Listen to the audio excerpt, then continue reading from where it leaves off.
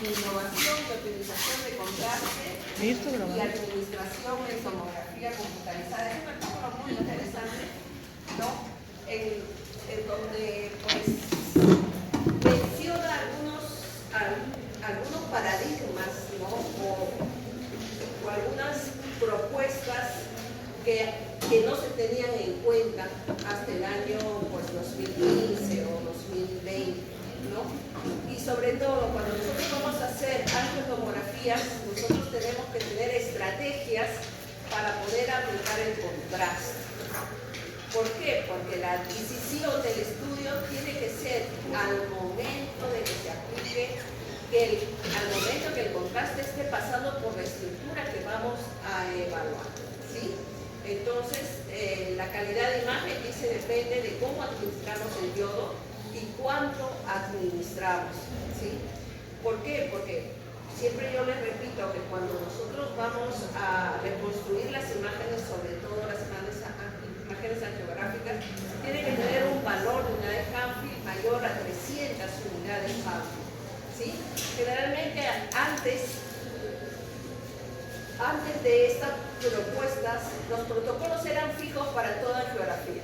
¿Qué quiere decir? Que yo aplicaba 120 cc de contraste para cerebro, 120 cc de contraste para tórax, 111 cc de contraste para miembros inferiores, ¿no? Y el kilovoltaje era 120 kilovoltajes, era una técnica constante. El flujo era entre 4 y 3 mililitros por segundo, ¿no? Y muchas veces los estudios no personalizábamos al paciente. No sabíamos, por ejemplo, si este paciente tenía un gasto cardíaco rápido, un gasto cardíaco tardío, si este paciente era diabético, si este paciente era obeso o el paciente era delgado. A todos se les aplicaba el mismo protocolo. ¿Cuál era el problema en ese momento? Exceso de contraste, mayor riesgo de nefrotoxicidad, mayor dosis de radiación y la calidad de la imagen pues variaba, ¿sí? Entonces, actualmente los protocolos están individualizados.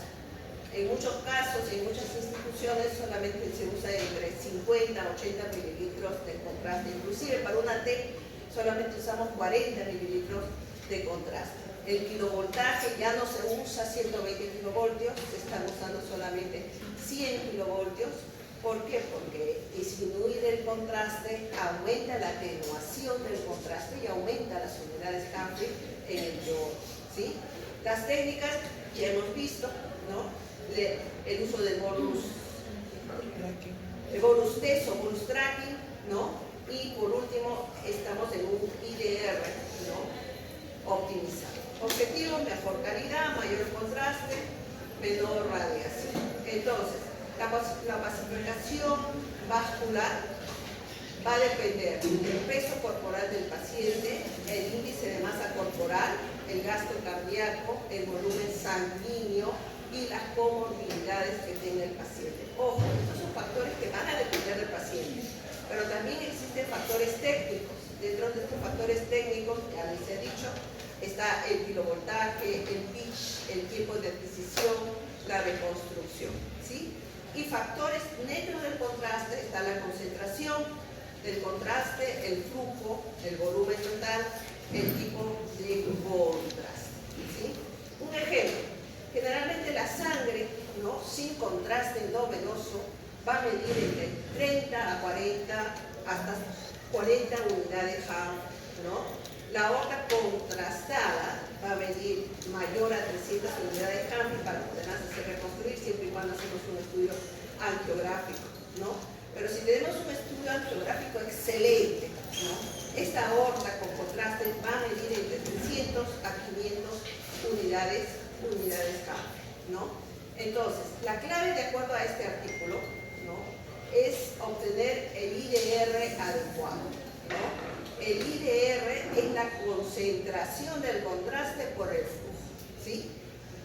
Un IDR adecuado, vamos a tener un contraste de 370 miligramos por mililitros y un flujo de 5 mililitros por segundo, por ejemplo.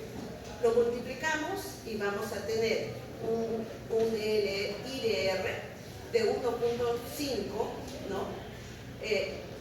O de 1850 miligramos por segundo, o 1.85 gramos por segundo.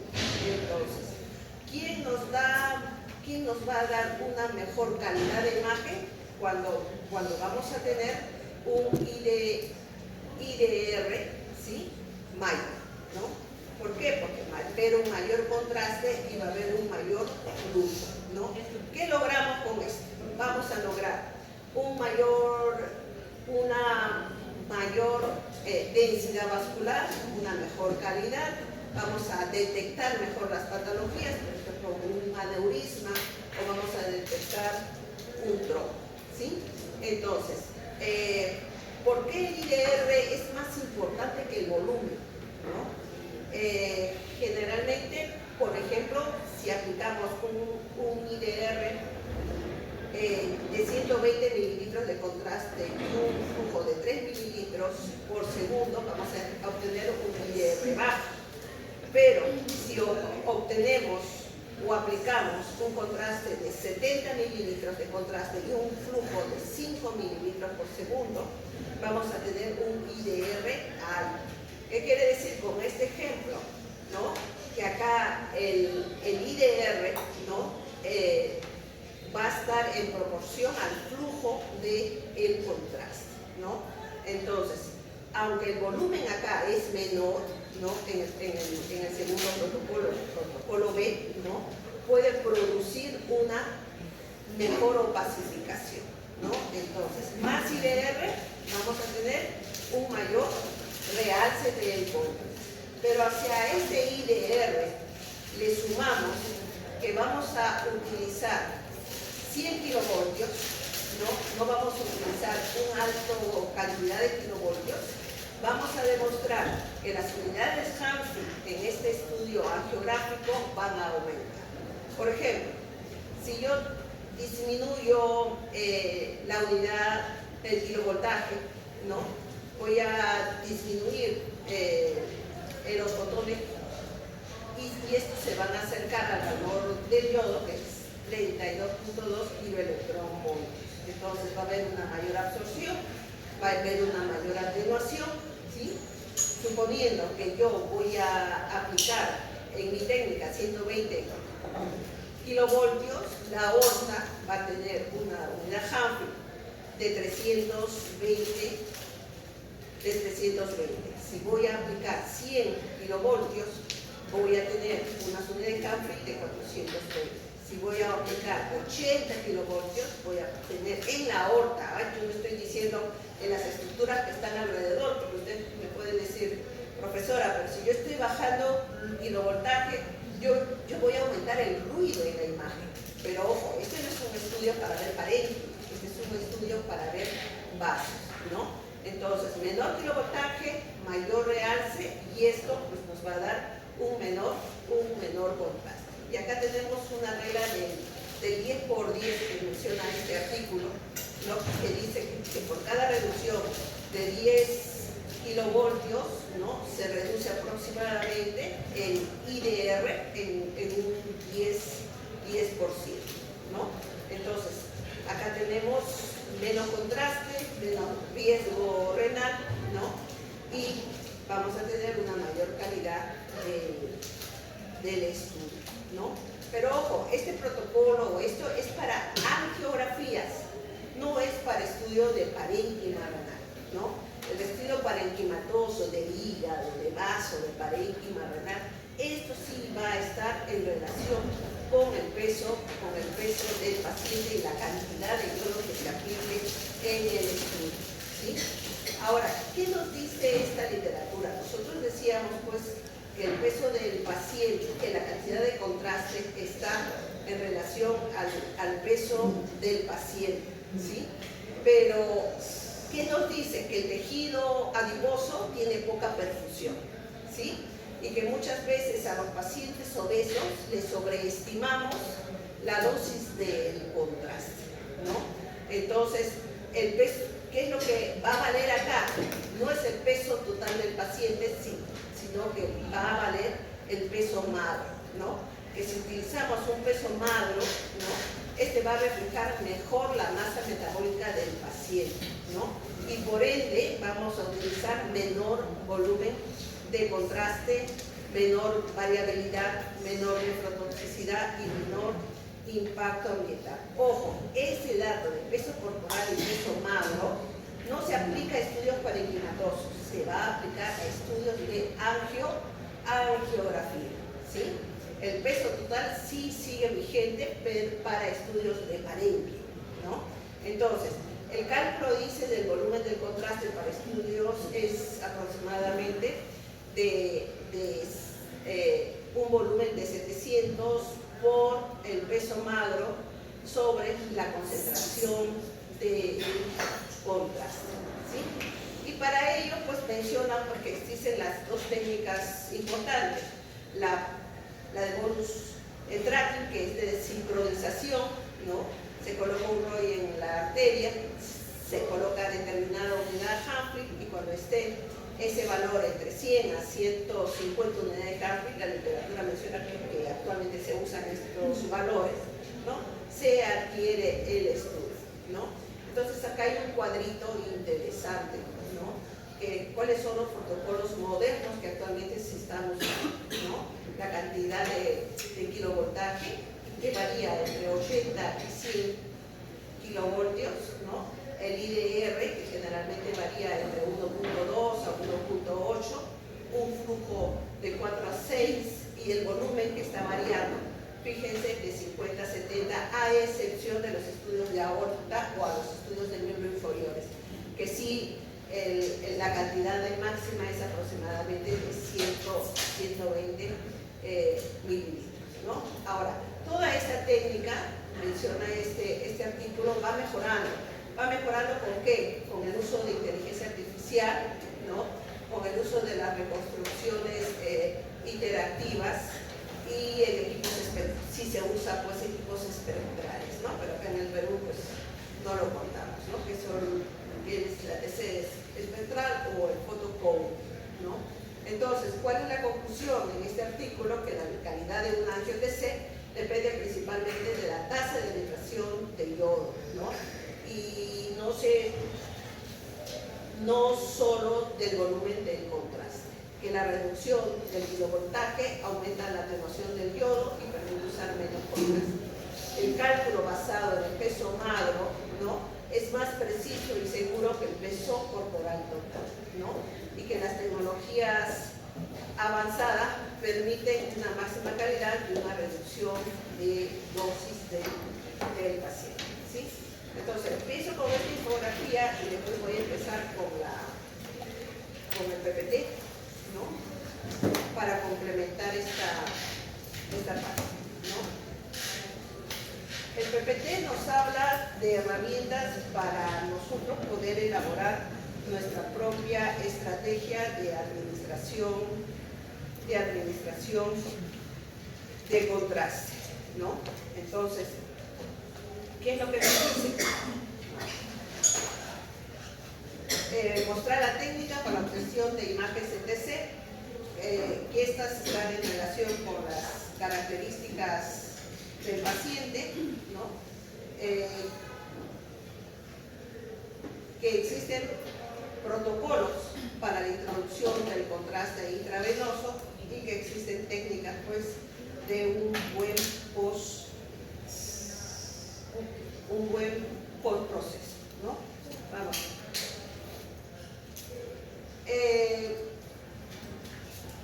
Vamos a comparar las técnicas de imagen, ¿no? Una es la angiografía intravascular. Generalmente, antiguamente se usaba solamente la angiografía intravascular antes que aparezca, pues, la tomografía computarizada, ¿no? En la primera, pues, requiere una alta cantidad de contraste, implica un mayor tiempo, ¿no? No permite visualizar la luz del vaso, ¿no?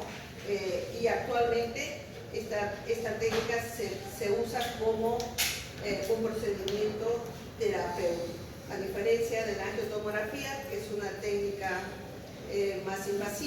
menos invasiva, perdón, y permite la evaluación anatómica de los vasos, ¿no? Esta es una comparación con las técnicas. Acá tenemos un estudio de arterias coronarias, lo que están acá, y acá están los estudios de angiografía, ¿no? Acá nos permite ver morfológicamente, solamente se aplica para tratamiento, pero acá vamos a hacer un seguimiento para poder ver la luz de los vasos, ¿no? A través de las reconstrucciones. Una de las principales indicaciones para estudios angiográficos son las angiografías coronarias, ¿no? Y pues es lo que nos dice que aproximadamente en el año 2019, 2021, 2022, como ustedes ven en la imagen, han ido pues en aumento las muertes por enfermedades coronarias, y estas son debidas a infartos y ACVs, ¿no? Entonces, esta tendencia va en aumento, ¿no? Y por ende, pues la importancia de los estudios angiocoronarios, ¿no? Entonces, en los últimos años, las enfermedades coronarias pues, o cardiovasculares, ¿no? Incluyéndolas, han sido la primera causa de muerte, ¿no? La tecnología igualmente ha avanzado, ¿no? Hay mejores software de procesamiento, y la tomografía es una imagen poderosa para visualización de imágenes vasculares, ¿no? No solamente en las reconstrucciones axiales, sino en 2D y en 3D. La angioTAC es un estudio que no es invasivo, que nos sirve para visualizar los vasos arteriales, ¿no? Y necesariamente en una angiotomografía que vamos a usar contraste yoga, ¿sí? La tecnología básica generalmente es la tomografía helicoidal, ¿no? O la adquisición volumétrica, ¿no? ¿Qué es lo que necesitamos en determinados estudios? Una buena resolución temporal. ¿En qué estudios necesitamos una buena resolución temporal? Por ejemplo, en una TEP, ¿no? Una angiotomografía para ver los tromboembolismos pulmonares. ¿En qué caso no necesita una buena resolución temporal? En una angiografía de miembros inferiores. No necesariamente. Yo voy a tener un equipo de alta gama, ¿no? De alta resolución espacial para poder estudiar estudios de miembros inferiores, por ejemplo. Porque en miembros inferiores, para yo llegar a mis arterias pedias, necesito aproximadamente 32 segundos, ¿sí? Entonces yo no necesito que el gantry gire 0.3, yo necesito que el gantry gire pues 0.75 segundos, ¿no? Yo no necesito acá un pitch alto, yo necesito un pitch bajo. ¿Para qué? Para que la adquisición no gane al contraste. Ambos tienen que ir en forma paralela, ¿no? Inclusive, ¿en dónde necesito una buena resolución temporal? Ya hemos dicho desde la primera clase, en estudios coronarios, en estudios cardíacos, ¿no? En que inclusive yo no necesito que el equipo rote 360 grados. Basta con estos equipos de alta gama, que estos equipos quieren solamente 180 grados, ¿no? Que me va a recolectar pues, la información como si fuera un equipo de 360 grados. ¿Qué necesito acá? En estudios coronarios, un equipo de doble tubo, ¿no? Que me van a minimizar los artefactos, ¿no? ¿Qué necesito? Una buena resolución espacial, y para ello el tamaño del píxel, el grosor de corte, los algoritmos de reconstrucción, ¿no? Nos van a ayudar, ¿no? ¿Cómo mejoro yo mi resolución de contraste? Bajando en la angiografía, bajando los kilovoltios, ¿no? Vamos a ver, acá tenemos los nuevos equipos, ¿no? Que actualmente están llegando pues a 0.28 de rotación y de resolución temporal, ¿sí? Existen en angiotomografía parámetros que van a depender del realce arterial del contraste. En una angiografía va a depender de parámetros que son controlados por el usuario, o sea, por el tecnólogo médico, y parámetros que son dependientes del paciente, ¿no? Eso es pregunta cajón, chicos, para el examen. ¿Qué parámetros, ¿no?, en un realce arterial van a depender del paciente y qué parámetros van a depender del usuario o del tecnólogo médico, ¿sí? Uno, si el realce arterial es proporcional a la administración de yodo, ¿no? ¿Quién va a administrar el yodo? El tecnólogo médico, ¿sí? Entonces, y para que el realce arterial sea proporcional a la administración de yodo, se debe aumentar, ¿qué cosa? El flujo, ¿sí? Se debe aumentar la velocidad de la inyección. Hemos dicho, un mayor IDR, ¿no? Se da cuando hay un mayor flujo de contraste, ¿sí? ¿Y cómo aumenta un IDR? No solamente el flujo del contraste, sino la concentración del contraste. Entonces, un estudio geográfico tiene que ser aproximadamente con 370 miligramos por mililitro, ¿sí? Ahora, y acá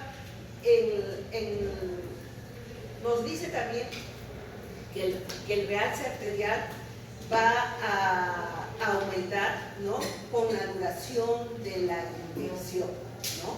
Pero este artículo del 2025 pues nos está indicando que más que la duración de la inyección, ¿no?, el realce arterial va a depender del IDR, es decir, la concentración del contraste por el flujo del contraste, ¿sí? En base a estos dos factores vamos a poder bajar la cantidad del contraste. Ahora, ¿y qué factores van a depender del paciente, ¿no? Por ejemplo, hemos mencionado el gasto cardíaco, ¿no?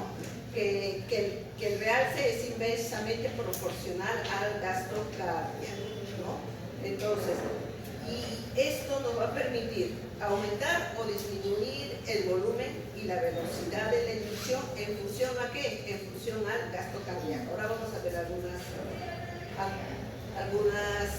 imágenes. ¿Quiénes tienen mayor gasto cardíaco, ¿no?, o un gasto cardíaco más rápido? Los pacientes jóvenes. Una persona normal tiene un gasto cardíaco sumamente rápido. ¿Quiénes tienen un gasto cardíaco muy lento? ¿No? Generalmente los pacientes diabéticos, los pacientes ancianos, los pacientes que tienen una insuficiencia cardíaca, ¿no? Y ahí es el problema. Anteriormente hacíamos los estudios angiográficos solamente con tiempo, ¿no? Aproximadamente llega la aorta a los 20 segundos. Hacíamos el barrido a los 20 segundos, pero no nos percatábamos que este paciente era un paciente anciano, un paciente diabético, y que su contraste no estaba llegando a los 20 segundos, estaba llegando todavía a los 25 o 30 segundos. Y nosotros ya habíamos hecho el barrido y no había contraste. Teníamos que volver a hacer otro barrido a ver si cogíamos el contraste en la segunda adquisición, ¿sí? Entonces, y el tiempo de contraste también va a variar dependiendo de los grupos, ¿no? De los grupos sanguíneos, ya sea fisiológicos o ya sea patológicos, ¿no? Acá este es un cuadrito importante, de lo que estoy dejando: factores del paciente, factores de adquisición, factores del medio de contraste con cada uno de sus conceptos, ¿sí? Entonces, los parámetros que dependen, ¿no? Bueno, la geografía por TC necesita contraste intravenoso para lograr el realce arterial. Está en proporción de la concentración del yodo del contraste, ¿no? Y está en proporción al caudal, ¿no? El famoso IR, ¿no? La cantidad de contraste yodado administrado por unidad de tiempo nos va a determinar el mayor volumen de contraste. Y acá este cuadrito sí es importante, chicos, ¿sí? Si yo tengo una concentración de yodo de 0.1 miligramos por mililitros, miren la cantidad de unidad que me va a dar. Si yo tengo una concentración de yodo de 10 miligramos por mililitro, me va a dar una concentración de 305 unidades Hafid. Y si tengo una concentración de 100 miligramos por mililitros, miren la cantidad de unidades Hafid que me va proporcional para poder hacer mi reconstrucción del estudio. ¿Qué quiere decir? Que a mayor concentración va a haber un aumento del realce arterial. Y este cuadrito es simpático, ¿no? Porque se han hecho pruebas y han hecho este cuadro, ¿no? Acá tenemos 300 unidades Humphrey, ¿no? Tiene una mayor cantidad de unidades Humphrey con una concentración de 400 miligramos por mililitro, ¿sí? Y tiene una concentración de 250 unidades Humphrey con una concentración de 300 miligramos por mililitros, ¿no? Y el tiempo de realce acá es aproximadamente 33 segundos, ¿no? Y justamente acá es un cuadrito muy parecido en que me da las concentraciones, me da los tiempos y me da el realce, ¿sí? Y fíjense, esto también, el mayor pico de realce en un contraste con mayor concentración, el pico más alto es más corto, 23-26 segundos. A diferencia de un contraste que tenga 300 miligramos por mililitro, el pico de realce es más largo, el tiempo es mayor, ¿sí? También es parecido al anterior. Acá hay algunas reglas para el realce arterial temprano, ¿no? Que el realce arterial temprano es proporcional al flujo de yodo, ¿no? Y este puede ser controlado por la tasa de inyección, es decir, por el inyector, porque ahí nosotros vamos a calcular la cantidad de flujo que vamos a aplicar y por la concentración del yodo, ¿no? El incremento continuo del realce a través del tiempo de la inyección del medio de contraste, ¿no? Esto se va a dar generalmente, no sé si tengo acá la imagen, ¿no? Acá. Esto se va a dar por efectos acumulativos, ¿no? Ya sea por difusión o por la recirculación del medio de contraste, ¿no? Y estas están en relación al gasto cardíaco y al volumen sanguíneo, ¿no? Vamos a ver. Otra regla básica, ¿no? Es que la cantidad de realce arterial va a ser proporcional al flujo de yodo, ¿no? Entonces, acá tenemos un flujo de 5 mililitros, ¿no? Nos da una mayor unidad Humphrey que uno de 3 o que uno de 2 mililitros por segundo, ¿no? A mayor caudal del medio de contraste va a haber un mayor realce arterial, ¿no? Acá tenemos los flujos y acá tenemos las unidades Humphrey, ¿no? Bueno, las vías, hay que recordar que los flujos del contraste que nosotros aplicamos va a depender de los Avogad que utilicemos, ¿no? El de 18 generalmente, que es el que usamos, vamos a tener entre el flujo máximo de 7 cc por segundo y de 20 más o menos un flujo máximo de 4.5 cc por segundo. Igualmente acá el incremento continuo del realce a través del tiempo de las inyecciones más duraderas, ¿no? Entonces, las inyecciones más largas, ¿no? Aproximadamente van a producir un mayor realce. Pero esto de inyecciones más largas y un mayor realce, esto básicamente lo vamos a aplicar en angiografías de miembros inferiores, ¿no? Generalmente nosotros empezamos con un flujo de 5 y terminamos con un flujo de 4, ¿no? Y vamos variando, porque sí. ¿Y cuál es la finalidad? La finalidad acá es disminuir la cantidad de contraste que vamos a aplicar, porque fíjense, esta es una estructura de un rango largo en donde necesitamos que el flujo esté constante en todas estas estructuras vasculares. Entonces, para que esté constante, vamos a bajar el flujo para permanecerlo en el tiempo, ¿sí? Vamos a ver. Y este es un cuadrito interesante, ¿no?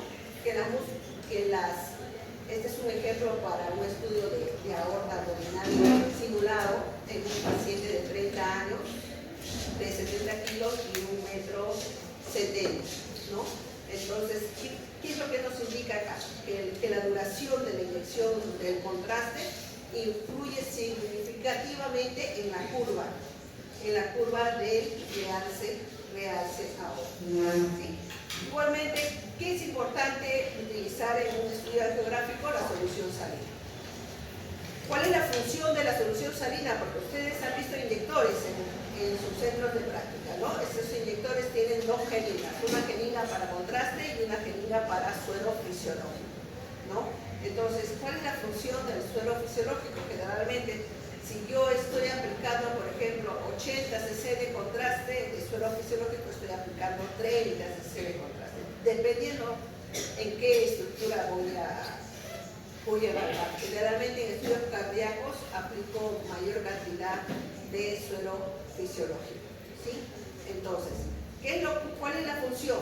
Que la solución salina va a desplazar el medio de contraste desde las venas periféricas hacia las venas centrales. ¿Cuál es la vena central? La vena cava superior, ¿no? ¿Y qué nos va a ayudar? A que no haya artefacto. ¿Qué tipo de artefacto? Artefacto de flujo, ¿no? El artefacto de flujo, como acá, justamente nos da el uso solo de contraste. La solución salina va a ayudar a diluir y a empujar, ¿sí? Cantidad de solución salina que se usa de 20 a 30 cc, ¿no? ¿Y qué nos permite más la solución salina? Nos permite reducir la cantidad de contraste, ¿sí? Aproximadamente dice que las 30 cc de solución salina es un equivalente a 5 cc de contraste que nosotros estemos aplicando, ¿sí? Va a incrementar la atenuación máxima, ¿no? Del objeto, disminuye los artefactos, ¿no? Y necesariamente, ¿qué es lo que se requiere? Inyectores de doble cabeza, ¿no? Acá tenemos un estudio cardíaco en donde hay artefacto a nivel del ventrículo derecho, ¿no? Y acá pues el uso de un contraste de doble cabeza en donde pues no hay artefacto por el contraste, ¿no? Acá hay una comparación de la solución salina, ¿no? ¿Qué es lo que nos dice ese cuadro? Que el uso de solución salina nos ayuda a incrementar, ¿qué cosa? Las utilidades Hansen. A mayor cantidad de solución salina, la estructura, vamos a aumentar las utilidades Hansen en la estructura que queremos estudiar, ¿no? Este es un cuadro también que nos da la relación entre la concentración de yodo y el realce del contraste, ¿no? Pero esto está en relación a los kilovoltios que nosotros estamos usando. A menor kilovoltaje va a haber un mayor realce de contraste, ¿sí? A mayor kilovoltaje va a haber un menor realce de contraste. Entonces, para la geografía, ¿qué necesitamos? ¿Crear kilovoltajes altos? No, necesitamos kilovoltajes bajos.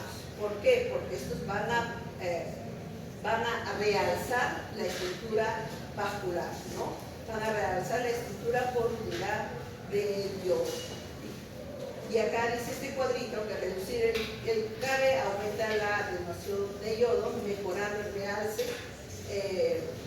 por contraste y permitiendo optimizar o reducir la dosis de contraste, ¿sí? Pasemos ahora a los parámetros dependientes del paciente, ¿sí? Los parámetros que dependen del paciente no se pueden controlar, aunque hay que tenerlos en cuenta para entender el realce. Y estos son el gasto cardíaco y el tiempo de llenado arterial, ¿no? Este tiempo de llenado arterial es el tiempo que tarda el contraste en llegar desde la vena periférica hasta la arteria objetivo. Este es un dato muy importante cuando nosotros queremos calcular la cantidad de contraste. Fíjense, es el tiempo que tarda el contraste en llegar desde la vena periférica hasta la arteria objetivo, ¿no? Afectado por condiciones como insuficiencia cardíaca, estenosis, edad del paciente, el volumen intravascular, por ejemplo, cuando hay un aneurisma,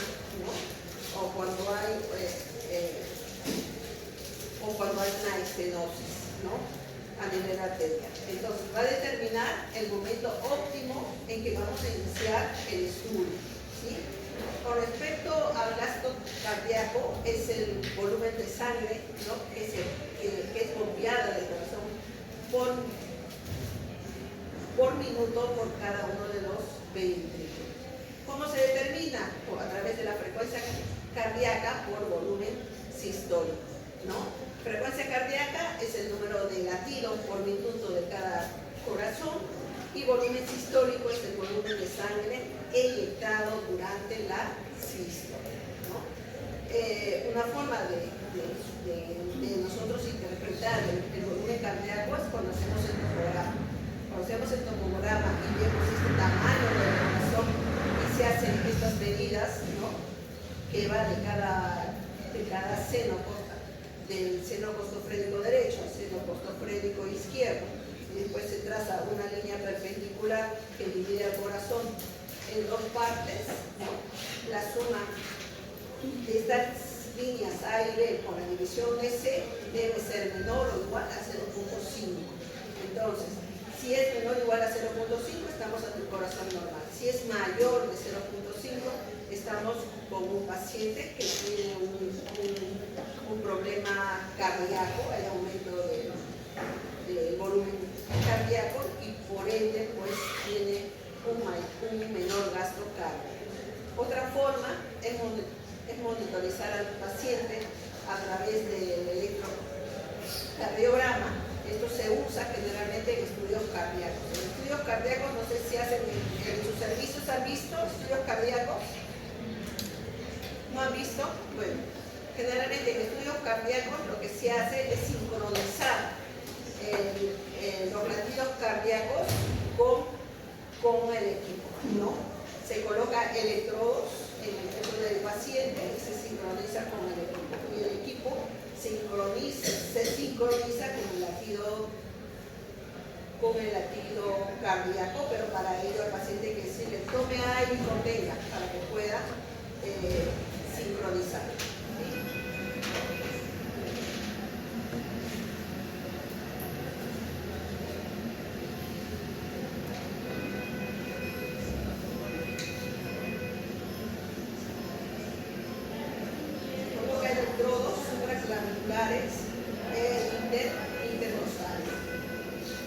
Ahí tenemos el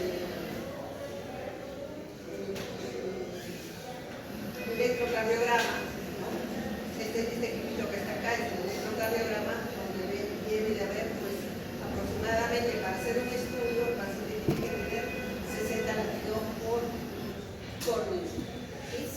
Ahora, con respecto al tiempo de tránsito del medio de contraste, acuérdense, es el tiempo que transcurre desde la inyección del contraste hasta que se produce el pico de realce arterial en el territorio de interés. Y esto se usa como referencia para el momento en que se debe de iniciar la adquisición del estudio, ¿sí?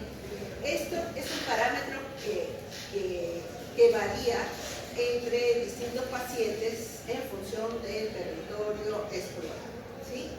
Yo comienzo mi punto de partida, ¿no? Es conocer el retardo o tiempo de comienzo. ¿Cuándo voy a empezar la carrera, por ejemplo? ¿Sí? Entonces, los factores que afectan, ¿no? este tiempo, ¿no?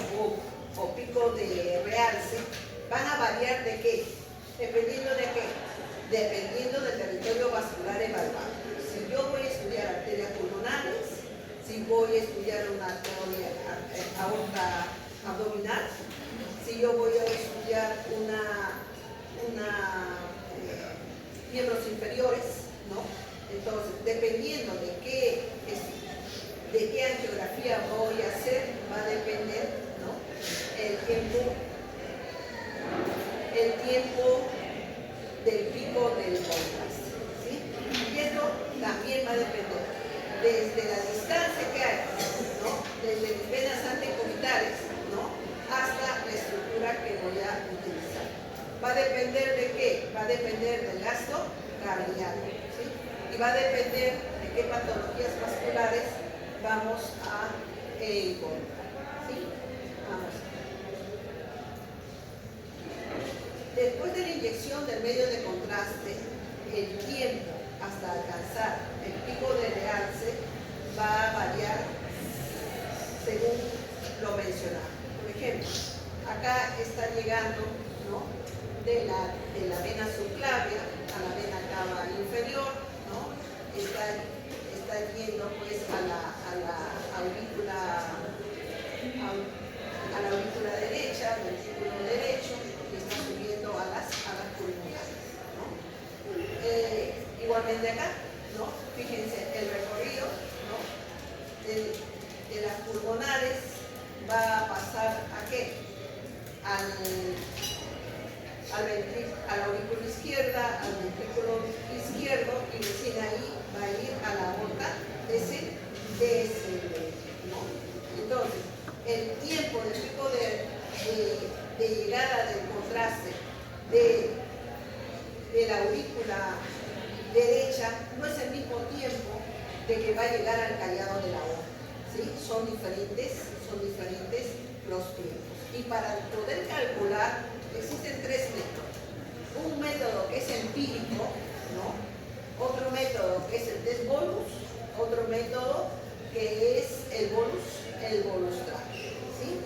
Si yo hablo del médico empírico, ¿no?, vamos a hablar del valor estimado en segundos, ¿no?, que se va a aplicar como referencia para iniciar la adquisición del estudio tras la inyección de la administración de contraste. A eso nosotros lo llamamos el delay, ¿no? El famoso delay es el famoso tiempo empírico. Este es un cuadrito para recordar que de la vena cefálica pasa a la vena axilar, de la vena subclavia pasa a la innominada, ¿no?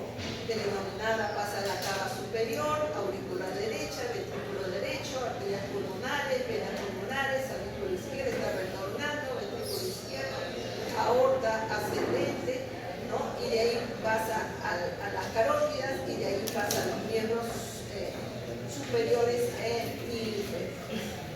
¿Cuál es el valor empírico? El valor empírico nos indica, ¿no?, que en 7 segundos, después de aplicado el contraste, ¿sí?, este va a llegar ¿a dónde? A las arterias pulmonares, ¿sí?, que a los 12 segundos está llegando a las venas pulmonares, que a los 14 segundos está llegando a la aorta ascendente, que a los 35 segundos está llegando a los miembros inferiores, a las pedias. Este cálculo en que yo digo, bueno, en un paciente normal de 30 años, de 1,70 m, que pesa 70 kilos, normalmente ese es el tiempo empírico que debe de llegar. Pero acá en este tiempo empírico no estamos evaluando el gasto cardíaco, no estamos evaluando las patologías que se quieren evaluar, ¿no? Si hay aneurismas, si hay estenosis, etc., ¿no? Vamos a tener en cuenta que el pico arterial ocurre rápidamente y tiene una ventana de pocos segundos antes que el contraste pase al sistema venoso. Este es un cuadrito en que aproximadamente cuáles son los tiempos empíricos en cada una de estas estructuras, ¿sí? Generalmente, si yo quiero estudiar venas femorales, el tiempo que le voy a dar mi delay va a ser entre 120 a 150 segundos.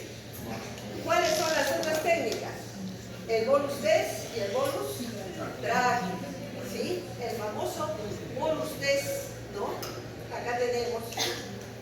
¿En qué consiste? En que se va a aplicar 20 cc de contraste, se va a hacer un solo corte sobre la estructura que vamos a estudiar. Por ejemplo, acá estamos haciendo 4 cortes sobre esta estructura y voy a determinar en cuál de estos cortes es el tiempo de mayor realce. ¿Qué es lo que me va a determinar la máquina? Los tiempos. ¿Qué nos puede determinar esta curva? Nos da esta curva y nos indica que el tiempo de mayor realce acá en esta otra ascendente que aplicó contraste es aproximadamente 10 segundos. Entonces, si yo quiero evaluar esta otra ascendente, ¿cuánto tengo de darle de delay? 10 segundos. Ese es el famoso bolus test, ¿sí? La otra técnica, ¿no?, es el bolus track.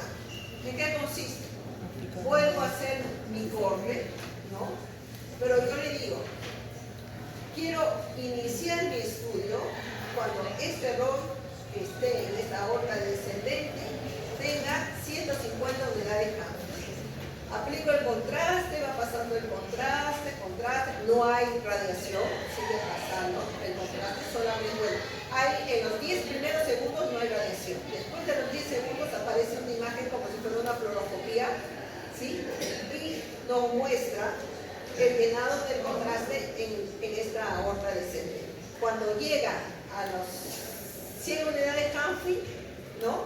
Empieza a hacer automáticamente el disparo, ¿no? Entonces, yo le estoy indicando en qué estructura voy a colocar y cuántas unidades Hanford tiene que llegar ese contraste a esta estructura para iniciar la adquisición del estudio, ¿sí? Acuérdense, diferencia entre bolus test y bolus tracking o el tiempo empírico, ¿sí? Yo le puedo preguntar, de acuerdo al tiempo empírico, ¿no? El contraste, en qué tiempo llega a una arteria pedia, ¿no? En qué tiempo va a llegar a una aorta abdominal. Y acá les he puesto un cuadro, ¿ya? Más o menos son tiempos de referencia, ¿no? Ahora, acá está un cuadro comparativo entre bolus test y bolus tracking, ¿no? El bolus test generalmente se usa mayor cantidad de contraste, aproximadamente 20 cc de contraste, ¿no? Y las desventajas es que son doble inyección, ¿no? Dos veces se va a aplicar el contraste, ¿no? La ventaja del tracking es el menor tiempo, menos contraste. La desventaja, ¿no? La diferencia de tiempos del escaneo, porque muchas veces la imagen está en el ROI y debería empezar la adquisición, pero mientras que la mesa se mueve hasta ubicarse en la estructura que va a hacer el barrido, es aproximadamente 3 a 4 segundos, ¿no? Esa es o de lo contrario, tú colocas el ROI dentro de la aorta y el paciente está haciendo movimientos respiratorios y ese ROI se sale fuera de la aorta y choca, por ejemplo, a la columna vertebral, ¿no? Ojo, las unidades Hanford de la columna vertebral pues son unidades altas, ¿no? 500, 600. Entonces, la máquina piensa que ya llegó el contraste y empieza a disparar, ¿no? Entonces, tenemos que colocar ROIs muy pequeños, ¿no? ROI pequeños, por ejemplo acá, que no esté pegado a la columna vertebral. En algunas técnicas, dice acá se traza 2 líneas y en el cuadrante superior del lado derecho, ahí colocamos el ROI, ¿no? Lo más distante a estructuras que puedan chocar y hacer y emitir el disparo, ¿no? Vamos a ver. Más o menos este es lo que nos da el tiempo de adquisición. El tiempo de llegada del contraste generalmente es aproximadamente 10 segundos si es que yo quiero estudiar aorta ascendente, aorta descendente o carótidas, pero si yo quiero estudiar para un tromboembolismo pulmonar, para venas pulmonares, el tiempo va a ser 5 segundos. Ese tiempo de que pase el contraste desde las venas hasta la cava superior es aproximadamente 5 segundos, ¿no? Y la máquina lo da automáticamente, ya están programadas. Existen algunas estrategias. Uno, en la selección del bolo para poder lograr la atenuación vascular, determinar el tiempo de llegada del medio de contraste, ¿no? Generalmente a la aorta, determinando en qué arteria vamos a utilizar. Esto va a ser entre 15 centímetros a 5 cc más la descarga salida. Acá tengo un cuadro, ¿no? El tiempo de scan. El tiempo de scan va a ser el tiempo de arribo, que son I, más el tiempo de llegada del contraste. Y este cuadrito es interesante, chicos, miren. 4 segundos, estos 4 segundos, este es un equipo Canon, ¿no? Estos son las adquisiciones, este es un estudio sin contraste helicoidal. Este es el scan view, en donde va a ser el corte. Lo segundo es el Sure Star, en donde va a ser el disparo fluoroscópico continuo. Y este es la adquisición helicoidal. En este estudio geográfico se está dando 120, 250 MA, una rotación del tubo 0.5 y un rango de adquisición. ¿Cuánto demora en adquirir? Es 4 segundos. Y acá tengo mi monitor, ¿no? En este monitor me indica cuál es el flujo de contraste que estoy empleando, ¿no? Es un flujo de 5 mililitros por segundo. ¿Cuál es la pregunta acá? ¿Qué cantidad de contraste yo voy a usar teniendo estos factores, ¿no? En mi estudio angiográfico? ¿Qué es lo que nos dice la teoría? Para determinar el volumen de contraste, voy a multiplicar mi flujo de contraste, que es 5 mililitros por segundo, por la duración del estudio, ¿sí? ¿Cómo obtengo esta duración del estudio? Estos 4 segundos, que es mi adquisición, más los 10 segundos, que es el tiempo de llegada del tiempo del contraste. Si yo voy a hacer un estudio, por ejemplo, de una aorta ascendente, el tiempo de llegada del medio de contraste es de 10 segundos. A esos 10 segundos le sumo 4 y el tiempo de duración de mi estudio va a ser 14 segundos. Si fuera una arteria pulmonar, el tiempo de arribo de llegada de contraste sería 5, más estos 4 serían 9 segundos. ¿Y qué necesito? Que durante esos 9 segundos o esos 14 segundos haya sustancia de contraste, pase el contraste. ¿Y qué es lo que me dice? Que yo voy a multiplicar estos 14 segundos por el flujo y me va a dar la cantidad de 70 mililitros por segundo, ¿sí? Esta es la forma en que, acá yo estoy considerando peso, ¿no? Acá que estoy considerando cuánto va a durar mi estudio, cuál es el flujo que le estoy dando, ¿sí? Y en base al flujo que le estoy dando y en base a la concentración que le estoy dando, voy a determinar la cantidad de contraste que voy a aplicar. ¿Se entendió? ¿No se entendió? ¿Sí se entendió? Esto es sencillo, inclusive si tienen la máquina, le ponen 5 y 70 y ya cambian el dato. Y este dato debe de coincidir con el volumen que uno ha calculado. ¿Sí? ¿Y el flujo cómo lo tenemos? ¿Por la calle? El flujo depende. El flujo va a depender del agua. Si es un estudio angiográfico o una TEP, por ejemplo, yo voy a usar un AVOCAT número 18, ¿no es cierto? Y generalmente en TEP yo doy un flujo de 5.5 a 6 mililitros por segundo, ¿sí? Si voy a hacer un estudio de miembros inferiores, voy a usar el TAGLI, que voy disminuyendo el flujo de contraste. Empiezo de 5.5, bajo 4, bajo 3. ¿Para qué? Para disminuir la cantidad de contraste. Si yo realizo un estudio trifásico, ya no voy a usar los 5.5, ya no voy a usar los 6, voy a usar como máximo entre 3 a 4 mililitros por segundo, ¿no? Y por ende, el AVOCAT ya no va a ser 18, puedo usar un AVOCAT número 20, ¿sí? Depende del estudio que voy a realizar, ¿no? Muchas veces lo determina el tecnólogo con el médico, el flujo de contraste que se va a utilizar. Pero ¿cuál es la característica? Que a mayor flujo vamos a tener mayor IDR, ¿sí? A mayor concentración vamos a tener mayor IDR. Y por ende, las unidades Hankel en esa estructura va a ser mayor, ¿sí? Básicamente es sencillo esta parte, ¿sí? En resumen, la concentración de contraste más alta, mayor gas arterial para el mismo volumen de contraste.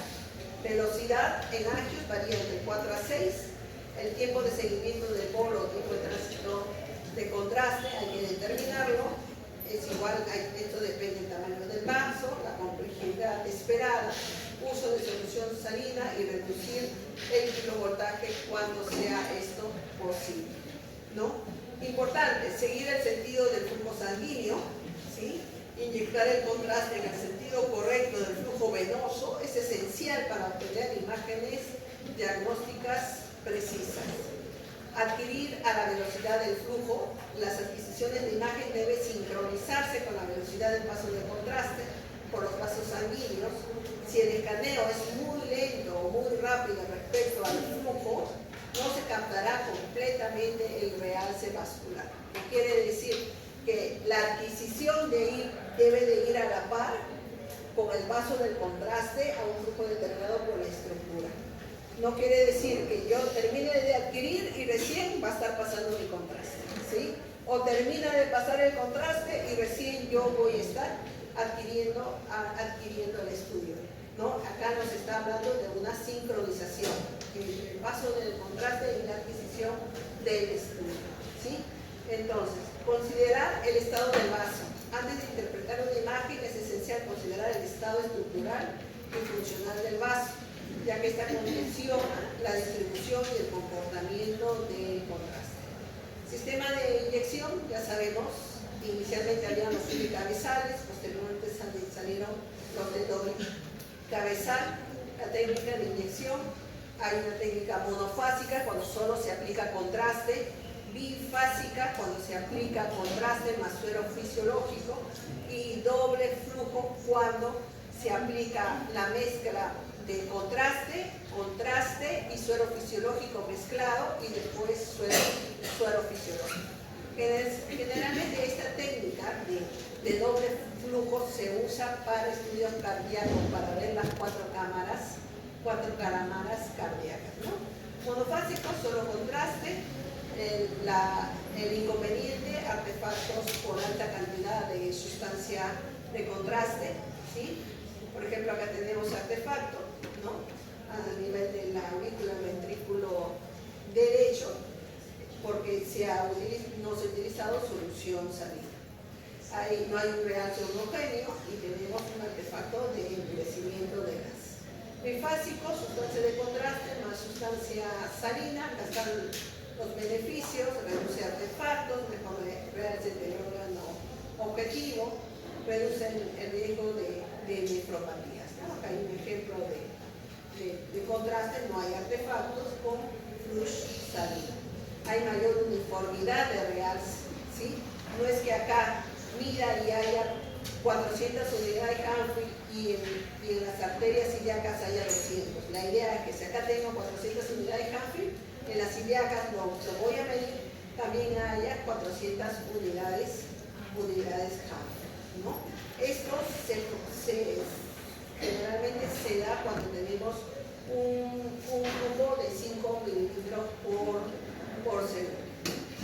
En estudios bifásicos, por ejemplo, acá tenemos un estudio en que solamente se ha usado 60 mililitros de medio de contraste. Se miden las unidades Humphrey y están entre 273 a 295.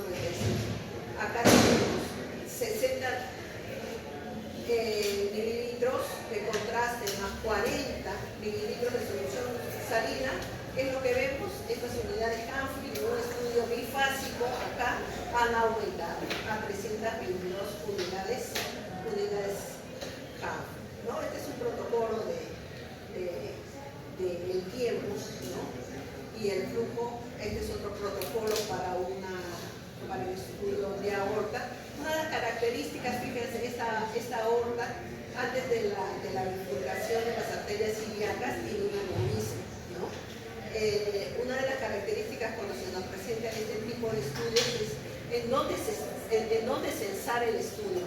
¿Se va a censar el propio aneurisma? ¿Se va a censar antes del aneurisma o se va a censar después del aneurisma, ¿no? Si censo antes del aneurisma, pues muchas veces este aneurisma no se llena de contraste. Si censo en el mismo aneurisma, ¿no? Podría ser que este pues tenga doble capa, ¿no? Y esté censando en la zona que nunca se va a llenar, ¿no? Entonces acá lo ideal pues es censar el estudio debajo del aneurisma, ¿no? En estas ilíacas, cuando ya termina de llenarse, recién va a pasar a las ilíacas y censar acá en las arterias ilíacas, ¿no? En caso de esta patología siempre después. Este es el doble flow, ¿no? En que hay solo contraste, una mezcla de contraste más suero, y acá después el suero fisiológico. Generalmente, como les dije, es para estudios cardíacos que permiten disminuir los artefactos, nos permiten ayudar en reconstrucciones volumétricas. Y acá tenemos una imagen de doble flow, por ejemplo, donde se ven las cuatro cámaras. Y acá hay un protocolo, un monitor. Contraste, flujo 5, 80, el doble flow 5, 50% de suero fisiológico, de contraste y 50 de suero, y se termina con 50 cc de suero fisiológico, ¿no?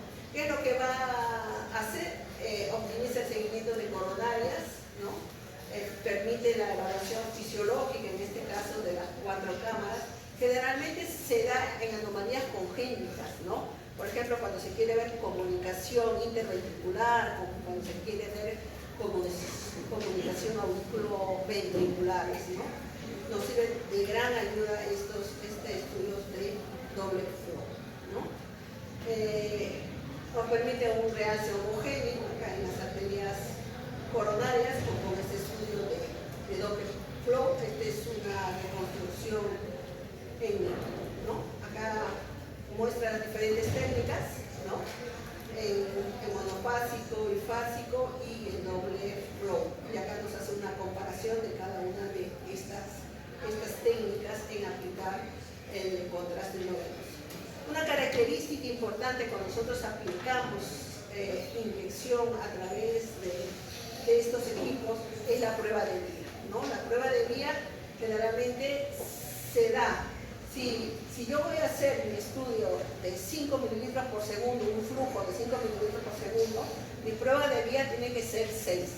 Si voy a usar 4 mililitros por segundo, mi prueba de vía tiene que ser 5. Siempre un punto más al flujo de inyección que yo voy a usar, ¿sí? En este caso se aplica en la prueba de vía suero fisiológico, no se aplica contraste. ¿Para qué? Para ver la permeabilidad de la brana, ¿sí? Y esta curvita que está acá, nos indica que esta vía está permeable.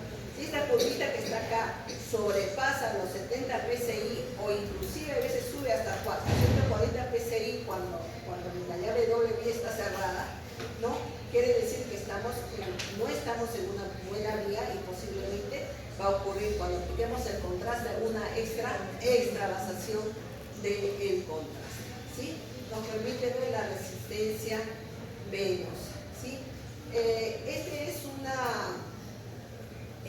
Este es un protocolo cardíaco, ¿sí?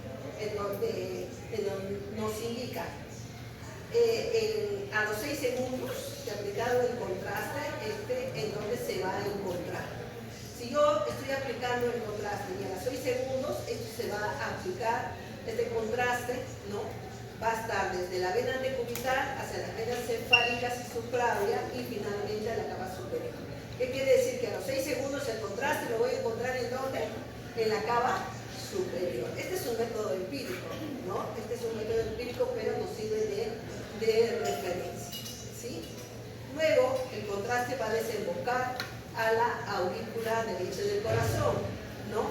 ¿En qué tiempo? Entre 8 y 9 segundos. ¿Sí? Posteriormente va a tardar 2 segundos en ir al ventrículo derecho, ¿sí? Ya tenemos 10 segundos. A los 12 segundos, la aurícula y el ventrículo derecho se encuentran en el pico de opacificación del contraste. Acá tenemos, ¿no? A través de la arteria pulmonar. El recorrido a través de la arteria pulmonar y los pulmones y la vena pulmonar y el retorno de la aurícula izquierda toma 6 segundos, ¿sí? O sea, a los 12 segundos yo voy a tener el contraste en la arteria pulmonar, ¿sí? Y si quiero ver contraste a nivel de la aurícula izquierda, esto lo voy a observar a los 18 segundos. A partir de los 18 segundos, este contraste va a ir de la aurícula y el ventrículo derecho, ¿no? Aproximadamente a 18 segundos, la aurícula y ventrículo derecho es su punto más alto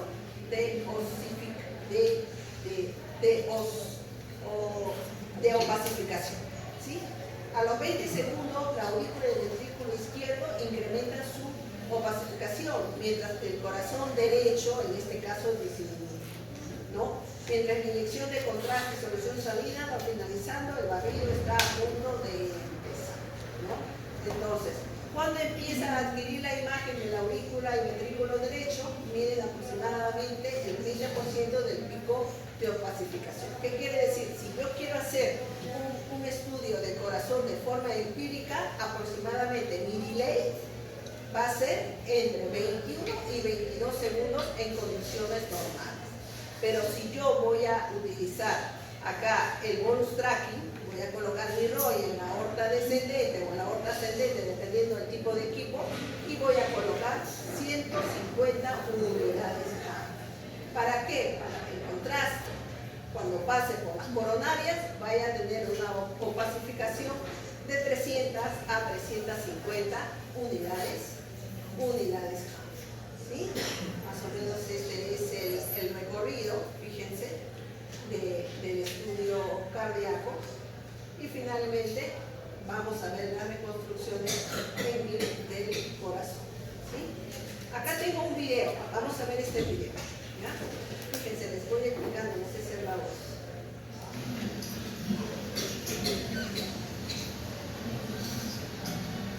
Está colocando el topograma, ¿no? De acuerdo con el nombre del paciente.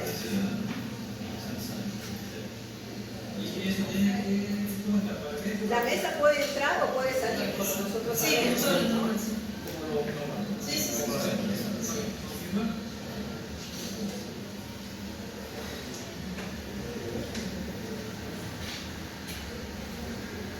Este video es de un aplicador, un aplicador argentino, cuando vino a capacitarnos a hacer estudios angiográficos. Me parece que este es de pulmón y a su vez hizo de abdomen. Fíjense, se hace el topograma inicial.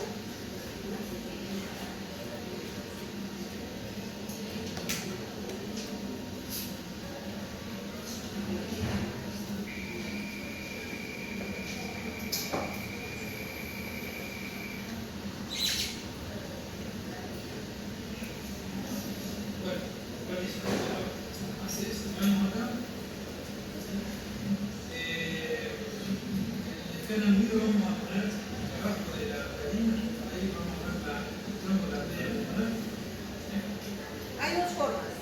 Se hace un barrido sin contraste, donde uno elige dónde se va a colocar el ROI, o en este caso, generalmente para pulmonares,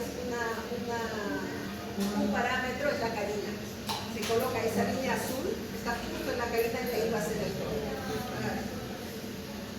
El otro es un barrido, mucho más largo, para ver si es eso.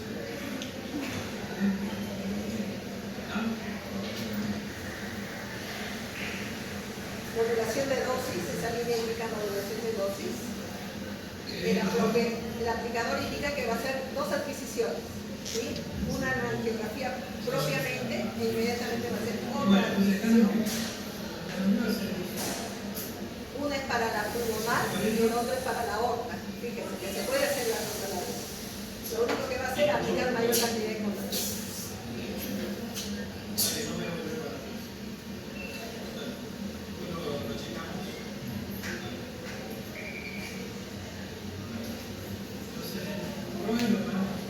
Ese es el escambio, el corte donde se va a colocar el ROI.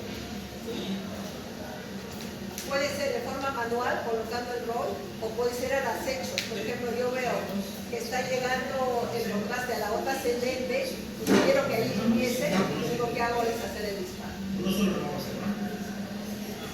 De 180, que dice 150. Lo que está acá, se coloca el valor que uno quiere, ¿no? Si yo quiero que llegue a 110, hasta coloco 110, a 150, 110.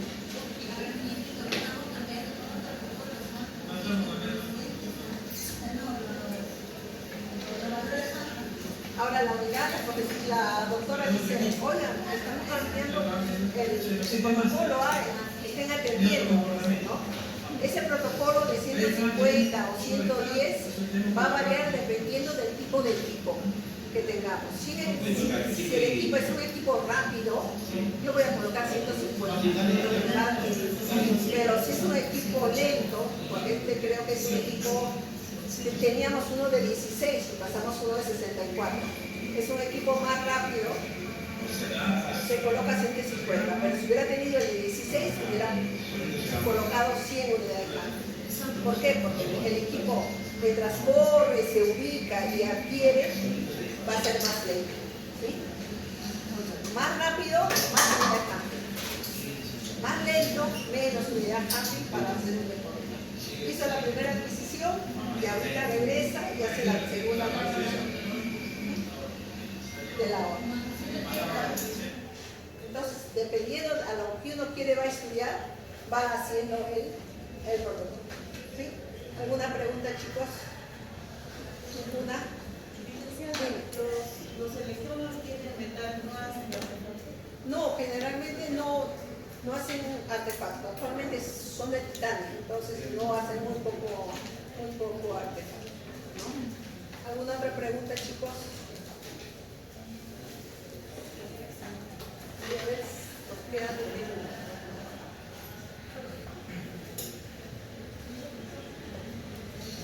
Me parece que tengo una de lo más básicos que hacemos en los servicios. ¿Han visto angios? ¿Quiénes han visto estudios angiográficos en sus servicios? ¿Se han visto? ¿Se han visto? ¿El resto no ha visto? ¿Sí han visto? Ya, entonces más o menos me van a entender. Casi la mayoría.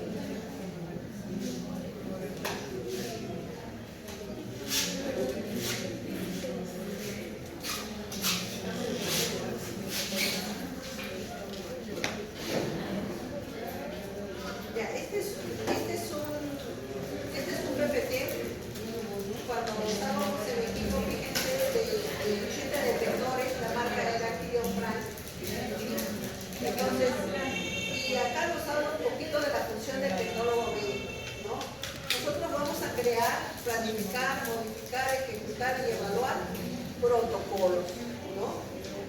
Para poder el estudio sea pues diagnóstico, ¿sí?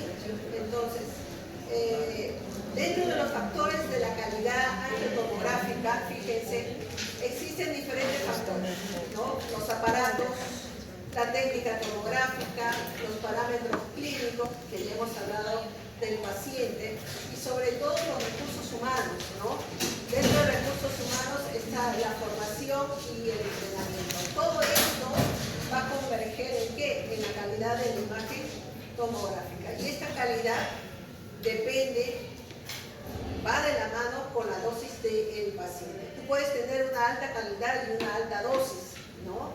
O una alta calidad y una baja dosis. Lo ideal es alta calidad y baja dosis. Conocer los equipos, ¿no? ¿Qué hacen?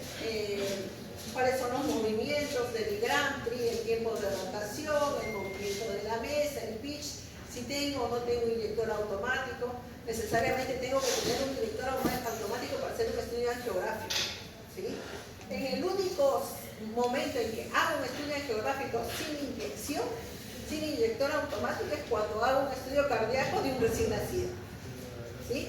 Porque ustedes piensen, el flujo manual que nosotros usamos es 1.5, la velocidad máxima. ¿no? Entonces, y en una bránula que ellos tienen que es de 24, que es aproximadamente 1.5, sí se puede hacer estudios cardíacos con estos tipos, ¿no? Entonces lo hemos hecho con las cardiólogas y ha salido bien. Estudios de corazón, indispensable en EKG, ¿no? Y saber qué tipo de post-procesamiento tenemos, ¿no? Si tenemos un software de estudios de vasos, podemos hacer un estudio cardíaco. Si tengo un software para estudio de Agatston, ¿no? Para score calcio, sí podemos hacer estudios cardíacos, ¿no? El equipo es un equipo multidisciplinario, los médicos, los tecnólogos, los enfermeros, que tienen que tener pues cierta formación y entrenamiento, ¿no? Dentro de la técnica tomográfica está la exposición, la resonancia arterial, el procesamiento y la presentación de la imagen. Ubicación del paciente, ya hemos mencionado, ¿no? La vía venosa, los parámetros, el isocentro, los láser, a dónde tienen que ir, ¿no? Escoger el protocolo adecuado, ¿no? Por ejemplo, yo les digo a los chicos, nosotros tenemos un protocolo madre y protocolos hijos. El protocolo madre es cerebro, y dentro del protocolo hijos está cerebro, senos paranasales, órbitas y los estudios angiográficos. Para todo estudio angiográfico, ¿qué debo hacer primero? Un estudio sin contraste, para ver masas, para ver calcificaciones, para ver si hay hemorragias, en el caso de un aneurisma, si hay un sangrado subaranoideo, para ver si hay una malformación arteriovenosa, si hay un sangrado previo a esta malformación. La técnica ya la hemos mencionado anteriormente, ¿no? En este caso, por ejemplo, el bolus tracking va a ser a nivel de las arterias carótidas, ¿no? Se identifican las carótidas y cuando esté llegando el contraste a nivel de las carótidas voy a empezar la adquisición, ¿no? En este caso. O lo subo más arriba a nivel de las vertebrales. Eso depende de lo que se haga. Otro tipo de técnica para cerebro, ¿no? Puede ser de las carótidas, puede ser a nivel del callado de la aorta, ¿no? O puede ser a nivel de la aorta ascendente, o puede ser cuando estoy viendo a nivel, esté llegando el contraste a la carótida, empiezo el disparo. Chicos, existen diferentes técnicas. No les voy a colocar el video, pero sí les voy a poner el video en el Blackboard para que lo puedan visualizar, ¿sí? Entonces, tener en cuenta que en cráneo no hay modulación de dosis, ¿sí? Entonces sí tenemos un alto miliamper segundo, ¿sí? Pero, ¿dónde nos baja el miliamper? En el escanograma, nos baja en el ScanView y nos baja en el Shure Star. Hay que tener presente que hacer los estudios y mirar nuestros índices de dosis de radiación, tanto el DLP como el CTIO, si están en relación a los parámetros internacionales que nosotros estamos manejando. Cada máquina tiene sus parámetros. Recordar que el realce arterial depende de qué? Está en proporción a la administración de yodo, y esto está de acuerdo a la velocidad, concentración, ¿no?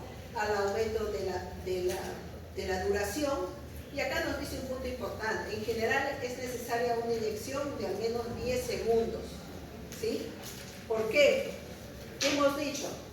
¿Cuánto es el tiempo de arribo de llegada del contraste? 10 segundos. 10 segundos es el tiempo que tarda en llegar el contraste de las venas antecubitales hasta la vena cava superior, hasta la aurícula del lado derecho. Entonces, ese contraste tiene que durar por lo menos 10 segundos, ¿sí? Y hemos mencionado en el PPT anterior el gasto cardíaco, ¿no? De las patologías del paciente, del flujo de la sangre, ¿no? Ya sea tanto fisiológico como patológico. Concentración del contraste, a mayor concentración, mayor realce, uso de la solución salina, ¿no? Uso de la prueba de vía, ¿no? debemos tener en cuenta las características de la inyección. ¿Cuál es el flujo? ¿Cuál es el delay? ¿Sí? Si vamos a usar un sensor de bolo o no vamos a usar. Y por ende, el flujo y el delay nos va a dar la cantidad de contraste que vamos a utilizar, junto con el rango de adquisiciones, ¿no? Si es en forma empírica, ¿no? Si es en forma empírica, por ejemplo, para un cráneo, ¿no? Está llegando entre 22 segundos, porque estamos ya en aorta toral, en carótidas, entre 16 y 24 segundos. O sea, un estudio de cráneo en forma empírica lo puedo dar a 25 segundos. ¿Sí? Esta es la misma imagen que hemos visto anteriormente, ¿no? Es el rango de adquisición, ¿no? Ahora, yo hago mi estudio arterial y también puedo hacer un estudio venoso, ¿sí o no? Sí. Hago mi estudio arterial, mi barrido arterial, espero unos 40 segundos, le doy un delay de 40 segundos para que el estudio se vuelva a repetir, pero ya en fase venosa, ¿sí? Un estudio arterial del cráneo generalmente es para aneurismas, ¿no? Cuando el paciente tiene un sangrado subaranoideo, pero un estudio venoso es para ver malformaciones arteriovenosas. Pero no quiere decir, ya, quiero ver malformaciones arteriovenosas y voy a hacer mi fase venosa, solamente no. Necesariamente tengo que hacer mi fase arterial y mi fase venosa en forma secuencial, ¿sí? Bueno, esto ya hemos visto el procesamiento de imágenes, ¿no? Las imágenes prospectivas y las imágenes retrospectivas. De las imágenes retrospectivas yo puedo hacer mi NPR y mi estudio BRT. ¿Qué instrumentos de procesamiento? ¿No? Generalmente las clásicas es el NPR, las avanzadas es el MIP y las volumétricas son el BRT o los procesamientos, las herramientas de recorte. Esto es ¿en dónde? En grano, ¿sí? Porque puedo usar reconstrucciones curvas, ¿no? Puedo usar división de vasos, por ejemplo, ¿no? En el caso de volumétricas. Bueno, reconocer las estructuras es básico y las reformaciones, ¿no? Las reformaciones no solamente son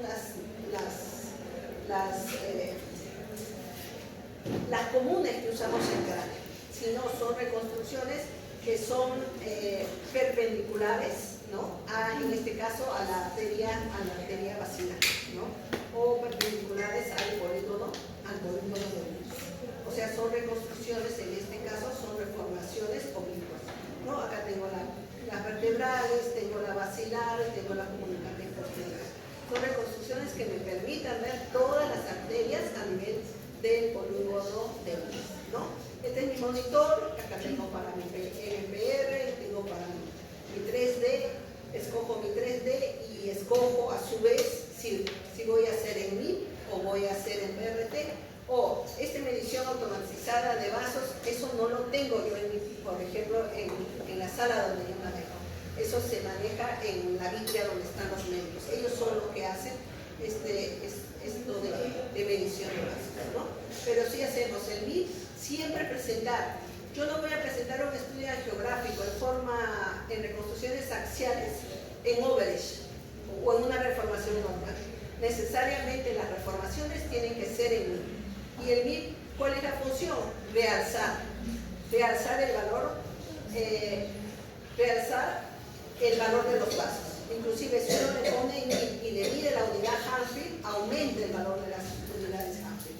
Mi herramienta de recorte, el BRT, mis otras reformaciones que me pide el radiólogo. Acá tengo supresión ósea, ¿no? Acá tengo mis herramientas de proceso, los conceptos, la utilidad que ya hemos mencionado, ¿no? El BRT me sirve tanto para ver el polígono como para ver el mapa, ¿no? Existe otra técnica, ¿no? Es la técnica de sustracción automática de huesos. Es un software especial en que automáticamente sustrae el hueso y nos presenta la imagen solamente de los vasos para poder diferenciar. existen equipos, ¿no?, en que se imprimen las imágenes, nos da la facilidad de la impresión de las imágenes. Con el parámetro clínico por decomposición, operación, ¿no?, son los que estamos mencionando, ¿no? El paciente tiene que venir en ayunas, realizar el urea creatinina para ver tasas de filtración glomerular, tiene que tener un consentimiento informado, que hemos hablado de los calibres y de los flujos, ¿no? Entonces, el protocolo para estudio angiográfico de cabeza, se puede hacer este cuadro entre cada uno de los servicios para ver cuál es el objeto y alcance. En esto se van a colocar indicaciones, contraindicaciones, quiénes son los responsables en la sala, cuál es el desarrollo dentro del desarrollo, la preparación del paciente, el contraste, el equipo, la técnica, ¿no?, datos históricos, y las principales referencias de este protocolo pues son las guías, ¿no?, las guías internacionales que tenemos. Entonces, el resultado para un buen protocolo: tenemos una alta resolución espacial, una baja dosis de radiación, no tener ruido en la imagen, no tener borrosidad, nulo de artefactos, alta resolución espacial y resolución de contraste.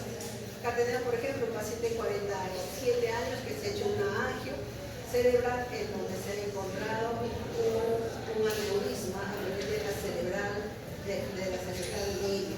Generalmente las reconstrucciones en BRD son útiles para tratamiento quirúrgico, ¿sí? Acá tenemos una estenosis a nivel de la carótida, ¿no?, un angio carotidio. Acá tenemos un tumor cerebral que se ha hecho una adquisición venosa. Acá tenemos otro estudio, fíjense, en el corte axial, cómo se ve el aneurisma, y en los cortes sagitales, la visualización de los aneurismas. Se mide el cuello, se miden los diámetros y se miden las distancias, ¿no? Eso hace el médico radiólogo. Y por último vemos esta imagen, ¿no?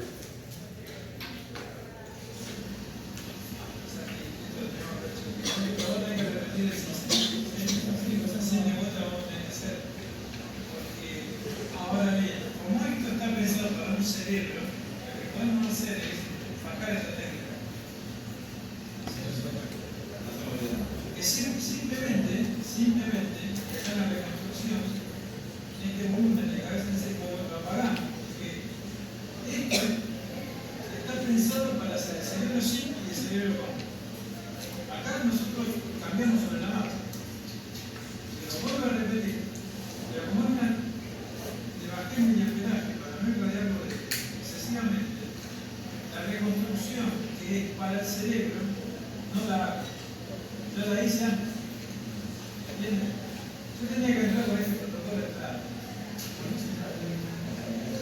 Lo único que hice fue bajar. No sé si Sí, quería aprovechar la que ya se hizo para no ponerse con el es que esto tiene otro pitch, tiene otro grosor de corte, la gente usa 0,5 por 80, la gente usando 0,5 por 40. O sea, lo tengo que volver a hacer. Bien. Lo que vamos a hacer es repetir todo esto, o sea, desde el helicoidal, el escáner de uso, el nivel de cuello, yo voy a estar de forma visual, y el helicoidal repitiendo exactamente la misma cosa. Vamos a confirmar. Esta parte es simplemente para que la registre el hueso. Es la máscara, no la posibilidad. Fíjate que incluso la reconstrucción no la hace es para ese. No me interesa. Solamente lo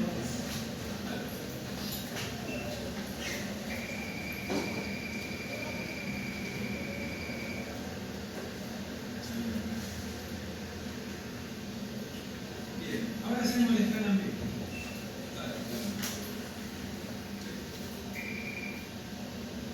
Y ahora lo que vamos a hacer es. No pise la mariconera que no se. No hay mal. Es argentino, ¿ah? El aplicador es argentino, por eso habla así, de forma así grosera.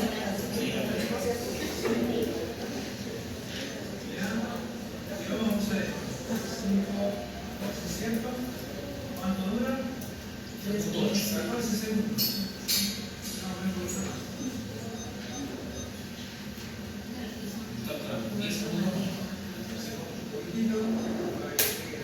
Ahí está colocando el flujo y está colocando la cantidad de contraste, viendo en esta, donde está la flechita, ¿no? Acá se está viendo cuánto está durando el estudio. Ahí dura 4 segundos, más 10, 14. Lo primero que hizo fue una máscara para poder hacer la sustracción del hueso posteriormente en la vida. Luego colocó el cambio más o menos al nivel de las carótidas, que es ese corte, y cuando llegue el contraste a esas carótidas, lo que va a hacer el tecnólogo es disparar en forma manual. Acá no coloca el ROI, el ROI está fuera, ¿no? Ven acá que no hay valor de unidad de Hanfi, el ROI está fuera.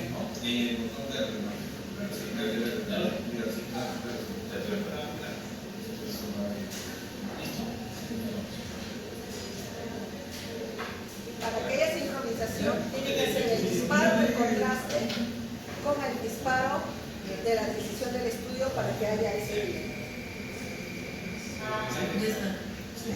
Ve que llegó el contraste y empieza la adquisición del estudio. ¿Qué hay acá? El estudio es rápido, ¿no? Lo que demora son el posicionamiento del paciente, la sincronización, de que tú sepas bien la cantidad de contraste, el tiempo, etc. Pero la adquisición del estudio pues es rapidísima. Ya chicos, hemos acabado. ¿Alguna pregunta? Sobre la teoría, profesor.